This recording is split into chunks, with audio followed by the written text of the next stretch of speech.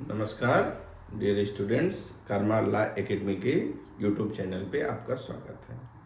हम यहाँ आपको ऑल इंडिया बार एग्जामिनेशन के बारे में बता रहे हैं। यह एग्जाम या परीक्षा bar council of India conduct कराती है। यह क्वालिफाइंग एग्जामिनेशन है, बस आपको कॉन्सेप्ट को समझना बहुत ज़रूरी है। यहाँ हम सब्सटेंटिव लॉ के बारे में बता रहे हैं। जैसा कि मैंने पूर्व में आपको बताया है कि इस परीक्षा में दो ही चीज़ें महत्वपूर्ण है, एक सब्सटेंटिव लॉ जिसको मूल विधि कहते हैं, और दूसरा जो है वो प्रोसीजरल लॉ है जिसको हम प्रक्रियात्मक विधि कहते हैं। तो सब्सटेंटिव लॉ के लिए जो हम पढ़ रहे हैं, आपको बता रहे हैं, इस सब्सटेंटिव लॉ के पेपर में पहला जो मैंने सेट लिया है वो कॉन्स्टिट्यूशनल लॉ ऑफ इंडिया का लिया है कि भारत की संवैधानिक विधि के बारे में। ये कॉन्स्टिट्यूशनल लॉ के अंतर्गत आप कॉन्स्टिट्यूशन ऑफ इंडिया पढ़ेंगे, और दूसरा पॉइंट जो आप पढ़ रहे हैं वो पढ़ेंगे कि डेवलपमेंट इसका कैसे हुआ है। डेवलपमेंट के अंतर्गत जो है आप केस लॉ के बारे में जानते हैं, ये इसका विकास कैसे हुआ, और दूसरा ये संवैधानिक विधि है क्या, इसके बारे में आप पढ़ेंगे।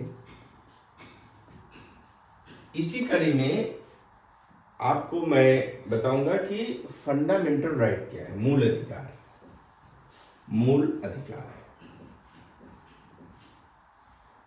जैसे मैंने आपको पूर्व में बता चुका हूं कि जो किसी सरकार के गठन के लिए दस्तावेज इस्तेमाल किया जाता है उसी को हम कॉन्स्टिट्यूशन कहते हैं, संविधान कहते हैं।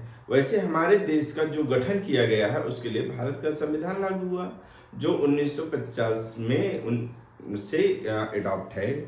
26 जनवरी 1950 से ये डेट ऑफ 26 जनवरी 1950 से लागू है हमारे देश में।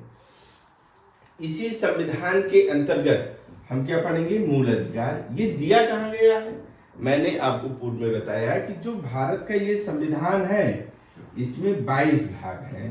कितने पार्ट हैं, 22 भाग है। 1 है, 2 है, 3 है, ऐसे 22 भाग हैं। संख्या की दृष्टि से और है, लेकिन नंबर की दृष्टि तक 22 है। इसी का पार्ट थर्ड जो है, ये पार्ट थर्ड जो है वो मूल अधिकार के है। इसको हम फंडामेंटल राइट्स कहते हैं, फंडामेंटल राइट्स। यहां प्रश्न ये होता है कि ये होता क्या है, what is the fundamental rights, ये क्या है।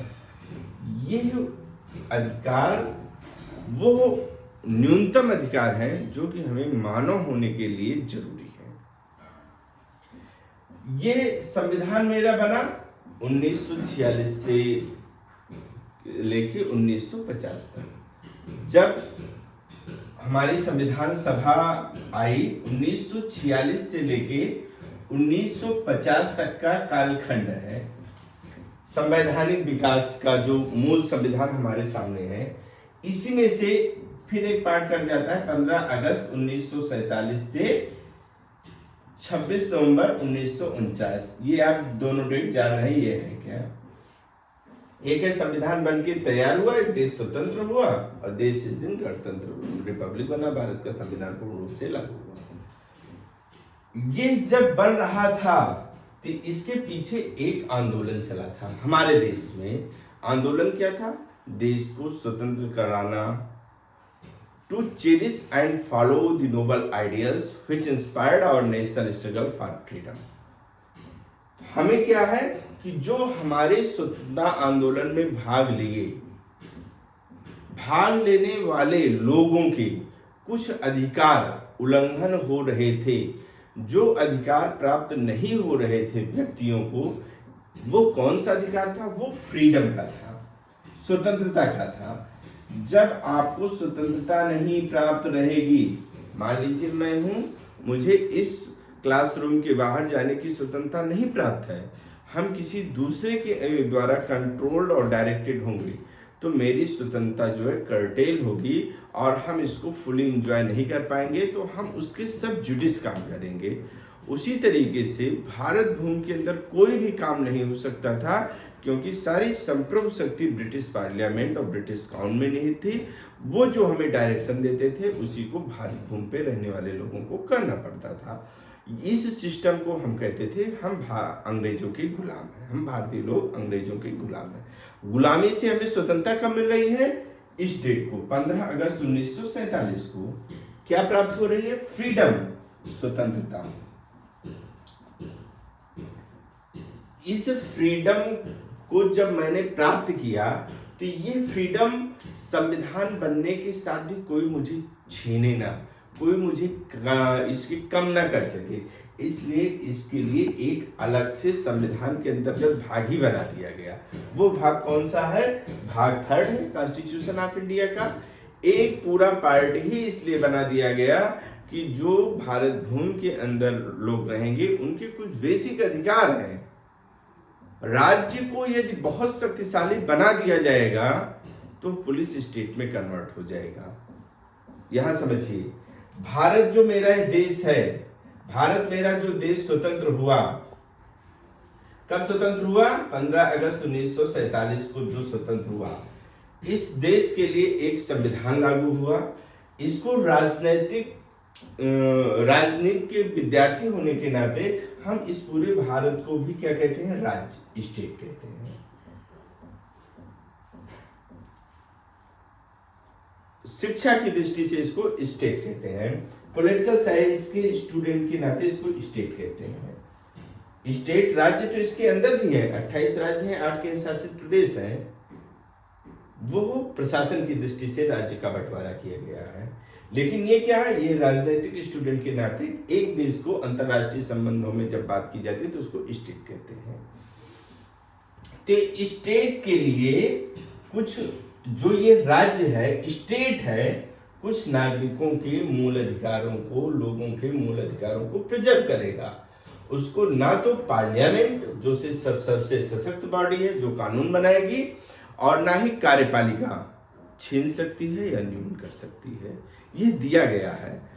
इसी सिस्टम को हमें समझना है कि पार्लियामेंट क्या है और कार्यपालिका क्या है, ये हम आपको बताएंगे। यहां जानने वाला विषय क्या है? स्टेट जो है ऐसा नहीं करेगा। स्टेट का मतलब ये है, जो स्टेट है, अब स्टेट से क्या तात्पर्य होगा? स्टेट को डिफाइन कर दिया गया, अनुच्छेद 12 में डिफाइन किया गया कि स्टेट क्या है, राज्य क्या है। किस अनुच्छेद में? अनुच्छेद 12 में डिफाइन किया जा रहा है कि स्टेट क्या है। जब 12 में डिफाइन किया जा रहा है, अर्थात पार्ट 3 अनुच्छेद 12 से शुरू हो रहा है। कहां तक? 12 से 35 तक का जो भाग है, अनुच्छेद 12 to 35 जो है, 12 से 35 जो है, ये मूलाधिकार है, फंडामेंटल राइट्स हैं। इसमें स्टेट, जो ये 12 में बताया आपको, इसको स्टेट जो है ना छीन सकता है ना कम कर सकता है। 2 शब्द, ना छीन सकता है ना कम कर सकता है। इस पे एक अलग लेक्चर रहेगा जिसके बारे में हम आपको बताएंगे। यह स्टेट से तात्पर्य आप समझिए, ये पूरा देश, भारत, भारत की पार्लियामेंट, भारत की सरकार, राज्य सरकारें, लोकल अथॉरिटी और अदर अथॉरिटी। ये अनुच्छेद 12 जब आप पढ़ेंगे तो उसमें ये क्लासिफिकेशन 4 बताए गए हैं।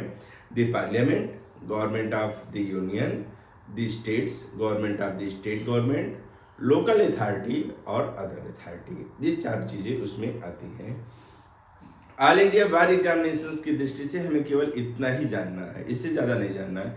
इससे ज़्यादा यदि आपको जानना रहेगा तो जुडिशियल सर्विसेज एग्जामिनेशन के लिए जो सीरीज इस पर डाली जाएगी, आप उसको देख के पूरा आप डिस्क्रिप्टिव रूप से जा सकते हैं, या यूपीएससी के सब्जेक्टिव नॉलेज के लिए जो मैं सीरीज डालूंगा उसमें आप पूरा जान सकते हैं, यदि आपकी जानने की जिज्ञासा है तो। नहीं तो आपको केवल इतना ही जानना है कि अनुच्छेद 12 में राज्य डिफाइन है और इसमें ये 4 चीजें सम्मिलित हैं। यह राज्य जो होगा वो ना कम करेगा, न्यून करेगा, ना छीनेगा। किसको? फंडामेंटल राइट्स को, मूल अधिकार को। और मूल अधिकार क्या है? ये वो कम से कम अधिकार है जो कि मानव होने के लिए जरूरी है। ये तो सैद्धांतिक बात हुई। इसको जानता कोई इंडिविजुअल व्यक्ति कैसे जान सकता था? इसको जानने के लिए इसको संविधान के अंतर्गत डिफाइन कर दिया गया। जैसे समता का अधिकार, स्वतंत्रता का अधिकार, शोषण के विरुद्ध अधिकार, धार्मिक स्वतंत्रता का अधिकार, शैक्षणिक स्वतंत्रता का अधिकार और संविधान के अंतर्गत जो उपचार दिए गए हैं उनको प्राप्त अधिकार का। और इन सब में एक सबसे बड़ा अधिकार है, वो इंडिविजुअल पर्सन को दिया गया है, वो article 21 of the constitution, personal liberty. इसको हम वन बाय वन लेंगे और आपको बताएंगे। यहाँ आज के लेक्चर का जो मेन फोकस है कि अनुच्छेद 12 से 35 किससे संबंधित है, मूल अधिकार से, किस चैप्टर में दिया गया है, पार्ट 3 में दिया गया है, ये किसके अगेंस्ट प्राप्त है, राज्य की, और राज्य की क्या परिभाषा है, यह अनुच्छेद 12 में बताया गया है। ठीक डियर स्टूडेंट्स, आप इसको जानिए, फिर हम आपको अगले लेक्चर में बता रहे हैं।